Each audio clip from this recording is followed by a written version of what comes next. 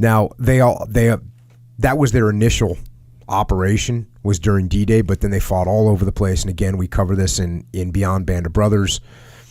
But one of the most intense parts of their campaign was at Bastogne. So even though D-Day was hard, things didn't get easier once D-Day was complete. As much as I'm saying, oh yeah, D-Day was crazy, guess what? It wasn't even the hardest part for them. Things got worse. Back to the book. Most of the soldiers in Easy Company also felt that Bastogne was the most challenging month of the war. Staff Sergeant Bill Guarnier later claimed that he had been scared before, but he was absolutely petrified at Bastogne. From my perspective, Bastogne was the most miserable place I've been in my life. I was wet through and through. And naturally, being a paratrooper, I didn't have a change of clothes, no blanket, nothing. And it was a cold son of a gun. Things were all snafu'd, walking around in the black of night, not knowing where we were exactly, where everybody else was, houses burning, civilians crying, wringing your hands, and behind every bush a prospective enemy. We took our greatest number of casualties during that campaign. Easy Company was never the same after Bastogne. We lost so many veterans who had fought in Normandy and Holland. Joe Toy, Bill Guarnier, Buck Compton, Don Hubler, and many others. So this is where I started thinking, okay, leadership lesson learned right here. I operated the battalion command post that was situated approximately 75 yards from the main line of resistance. You might not think 75 yards is consequential, but it gave me the opportunity to think things through and divorce myself from the chaos surrounding the front line and to make calm, rational decisions under pressure.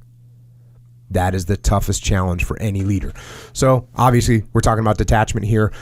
And I've talked about the fact that in order to detach, you can move off the line like 6 inches. I'm not kidding. In a smaller group, in a SEAL platoon, he's talking about a battalion, so they got hundreds of guys. So 75 yards is more appropriate. But if you're running a smaller unit, like one company or maybe a platoon, you got 30, 40 guys. If you move back off that firing line 6 inches, a foot, maybe 3 feet or 6 feet, you just step back and you get yourself out of that firefight where you can look around. That's what you're going to be able to do. You're going to be able to detach yourself from the chaos and the mayhem and make calm, rational decisions under pressure. Yeah, and that's such a big deal. Like when you do that, when you detach, and then you can, you have a clearer vision, and a lot of times the answer or solution to some big problem is just so simple. Remember that story you were telling at the muster where one of your guys had an injured neck, so he couldn't participate, but he wanted to come along, so he's watching from the outside, and he's like, why don't they just step back and peel left? Yeah, why don't they get online and peel left? Yeah, whatever the call was. So the story is, there was a guy that he was the Delta platoon commander in TU Bruiser. Yeah. He took over my position. He took over as the TU Bruiser commander. Yeah. And then I was running the training. So once I was running the training, now I was overall making things happen. And he was going through the training, a different block of training, and he broke his neck. Yeah. And thank God he didn't hurt his spinal cord, but he broke a vertebrae in his neck. So he had to wear one of those big, crazy neck braces.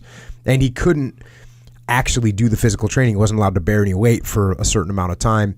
But, luckily he was able to keep his job because he was very experienced. And so we were going through the land warfare portion of training. And I said, hey, man, I know you can't participate, but come out with me. Come out and check it out. And, you can see your guys and you can watch how they perform and you can, teach them some stuff and learn from what happens. So cool. He comes out and he's actually one of my best friends. So, of course, we just want to hang out anyways, which is what the teams is all about. So, of course, he has a chance to come out and hang out with me in the desert for a few weeks. He's going to do it. Yeah. So we get out there and, you've heard the stories about the training that I ran. It was really hard and evil and crazy and psychotic. Evil, yeah. And we're doing that. In that case, we had these really high-speed laser tag system, and you got guys pinned down, you got explosions going off, you got just total mayhem going on, and his guys kind of froze up. and they're all pinned down in this little sort of ravine valley type thing. And I got my opposing force. So the SEALs that are pretending to be bad guys, pretending to be Mooj, they're all up in the mountains shooting down on them and killing everyone. And his leadership is just kind of frozen. And they're sitting there and not doing anything. And, he says to me, hey, can I help them? And I kind of thought about it for a minute. I go, yeah, go ahead. I go, give him, tell him what to do. Give him a prompt. Right. And he just, goes down to the leader, one of the leaders, and says, hey, get online and peel left. And so the guy looks at him and... What does get online mean?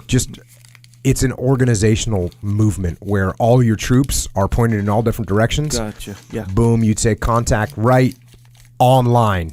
And that means everyone's going to basically face in that direction. Gotcha. You'll get a couple guys that are doing rear security, a couple guys that are doing flank security, but everyone is now oriented in the same direction. Gotcha, yeah. And then the next call that comes is peel left, boom, and they're all going to start moving, in a direction that's going to get them out of this immediate threat. Mm.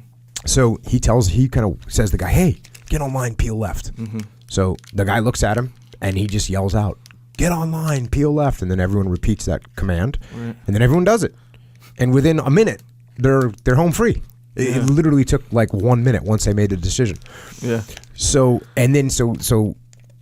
they get out of there, and he looks at me and he goes, man, it's so easy when you're way up here. Now, way up here, to put it in perspective, was 4 feet behind these guys. That's all it was. It wasn't like we were up on some mountaintop with some incredible view. No, we were there. We were standing next to the guys, and we were a little bit elevated because they were laying down and we were standing up. But it was not inconceivable that you wouldn't have the same perspective if you just stepped back and maybe shuffled over a little bit. And he says, it's so easy when you're up here. Mm-hmm. And I said, bro, you remember when we went through training? And he says, yeah. And I said, it was always like this for me. And it was. I would always just pull myself back just enough to be able to see what the solution is. Yeah.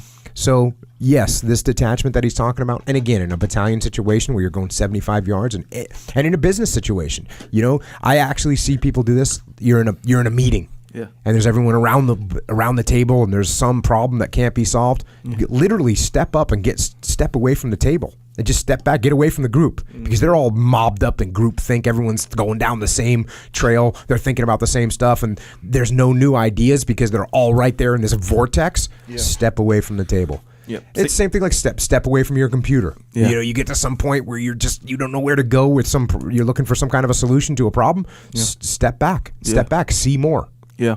Yeah, in writing, a lot of times they'll suggest just skip to the end. Don't worry about this in the middle. Just go to the end. How do you want it to end? And then it'll kind of open your mind up. It'll make you sort of forget about this problem right in front of you, Yeah. And give you kind of an overall view of move you towards the solution that can be found. Yeah.